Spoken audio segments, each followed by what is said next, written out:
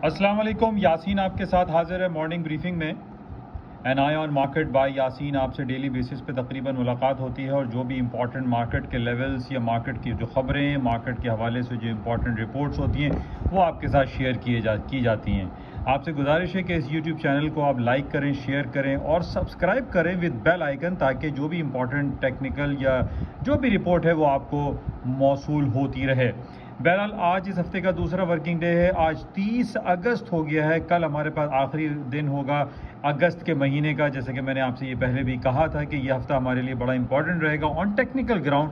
और मार्केट में दो क्लोजिंग्स आ रही हैं। एक मंथली क्लोजिंग पहले आ जाएगी बरोज़ बुध, और जुमे को वीकली क्लोजिंग होती है।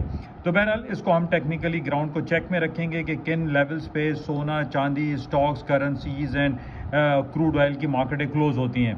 बहरहाल आज जो इंपॉर्टेंट जो खबरें हैं जो हम अपने प्लेटफॉर्म yasinanalysis.com के प्लेटफॉर्म पर आपके साथ तफसील से जायज़ा लेंगे, उनमें सबसे इंपॉर्टेंट आज रहेगा आज शाम को अमेरिका की जॉब ओपनिंग रिपोर्ट, जिसको JOLTS कहा जाता है। इसके नंबर्स रिलीज़ होने वाले हैं, जो कि कहा जा रहा है कि अमेरिका में जॉब्स ओपनिंग की में इजाफा हो रहा है। इसके साथ ही कंज्यूमर कॉन्फिडेंस की रिपोर्ट आएगी, इसका भी थोड़ा सा तफसीली जायज़ा लेंगे yasinanalysis.com पर। और इसके साथ ही पिछले हफ्ते ख़त्म होने वाली जैक्सन होल सिंपोजियम के हवाले से जो भी बातचीत हुई और उसके जो आफ्टर इफ़ेक्ट्स हैं, जो मार्केट में इंटरेस्ट रेट बढ़ाने के हवाले से जो बातें हैं, ये हम इसका तफसीली जायज़ा लेते हैं। लेकिन आज सरसरी तौर पर अगर इस प्लेटफॉर्म पर अगर हम देखते हैं कि पूरी दुनिया की स्टॉक मार्केटें आज पॉजिटिव टेरिटरी में दिखाई दे रही हैं।